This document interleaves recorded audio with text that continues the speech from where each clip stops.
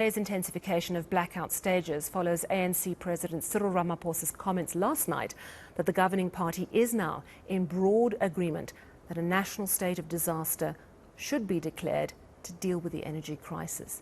It will mean fast-tracking solutions to the near-daily breakdown of electricity generation machines. The ANC is currently investigating the feasibility of such a pronouncement. But of course, there is concern that if it's not managed correctly, a national state of disaster could actually open up the doors to widespread corruption reminiscent of the COVID-19 pandemic. Yeah, and of course we do know that from tomorrow the Cabinet goes into a 2-day lekgotla where they will be mulling a declaration of disaster over the power crisis. Eskom's woes, of course, at the meantime are deepening, as we've just explained. So let's bring in energy analyst Ruse Moleshe now. Ruse, thank you so much for joining us. I'm wondering, when you heard that the ANC was in support that this state of disaster should be declared, it's been mooted quite a long time, for a number of months. We've heard this as a possible option. What, in your mind, would a state of disaster, what difference would it make? Good evening, Sally, to you and to the viewers at home.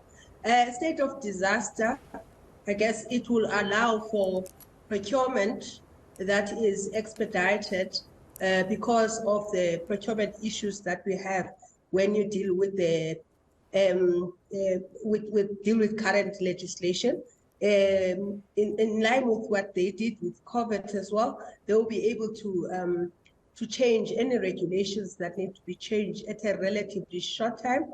As you know, in South Africa, part of our process of making policies and developing regulations involves a lot of consultation extensively, and then you go to Parliament. That's another process. So things take long. So if there is this state of disaster, it's envisaged that it could lead to the procurement, which would presumably help with the coal-fired power plants. For instance, there was an indication that original equipment manufacturers need to be sourced that are tier 1 types of entities to be able to support Eskom in the turnaround of the power plants. Yeah, so that's quite an interesting suggestion in that plan, that you go back to the people who made the equipment that's now proving faulty and say, basically, fix the problem and do it quickly. Have I got that right? Correct. That's what original equipment manufacturers tend to do. They've got lots of experience. They know the technology. They provide it internationally. Those who are tier 1, and they do a lot of the maintenance that is more of reliability maintenance, which is not the day-to-day maintenance. That requires establishing what is going on, what is a long-term solution, what kind of parts need to be replaced, and all of those considerations. Do we really need a state of disaster to allow Eskom to buy the parts they need more rapidly? Isn't there an easier way around this? We wouldn't have needed it if we had done these things relatively earlier on, but now we are facing an unreliability of these plants. And what is going to be more difficult is that when you put off some of them for reliability maintenance, it's going to contribute to more load shedding. So what we are seeing now is nothing if we don't have the interventions that we need to have. So that is why there's a talk of that. It could be that interventions, for instance, like the car power ship, which has been muted in the recent past, that those are also considerations, because those have relatively short lead times in terms of being brought on stream, as you have a power ship that has the technology that is required in-house, and all that is needed is a plug-and-play situation.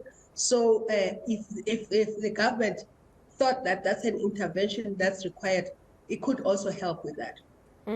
Would you support the car power ship deal if it was for a shorter period? I mean, I think the big concern is that these power ships are normally used in an absolute crisis where the entire electricity infrastructure of a country is destroyed due to civil war, for example. But it's always seen as a fairly temporary measure, couple of years at most. Would you support it if it were just for a short period of time, just to say 2 to 3 years?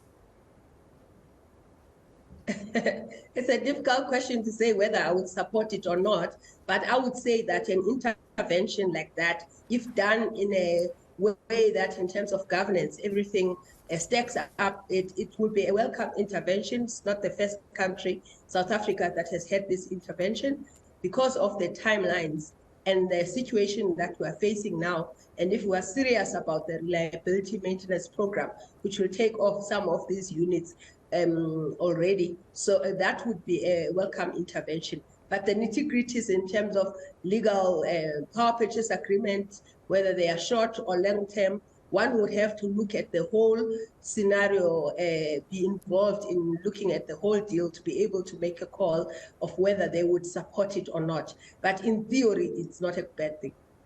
So the devil might be in the details, so one has to proceed carefully, even though time is of the essence, is what you're saying. Very sound point that you're making. We've also heard that the ANC, Fikile Mbalula, the SG, saying, well, we reckon if we declare this state of disaster, speed things up, we can actually end load shedding by the end of the year. That's just 11 months away. Do you think that's unrealistic for them to say that? And do you think that they should be saying that, bearing in mind that they don't have the experience on what it actually takes to sort the problem out? Yeah, I think that I would find it difficult to put my neck on the block with a timeline like that, but it depends on the interventions that they put together. As we are saying, if they are able to put in the cover sheet, barring all the issues that relate to it with all the litigation, if they were able to overcome that and have a credible process, then sorry, my legs went off.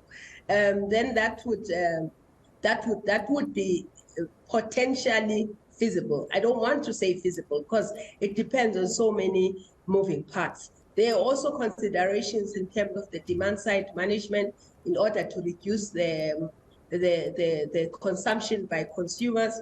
Like the city of Cape Town has now got approval from National Treasury to go ahead and pay consumers that can sell power back to them, to the grid. So those are some of the interventions that we also need to have to be able to help all hands on deck, all of the solutions around the table. Yeah, and of course we heard yesterday the president in his newsletter saying that they're looking at incentives for homes and small businesses to get off the grid to a certain extent by installing solar power. So these are all interesting developments that could be moving us in the right direction. Thank you so much for chatting to us, energy analyst Ruse Moleshe there. Now,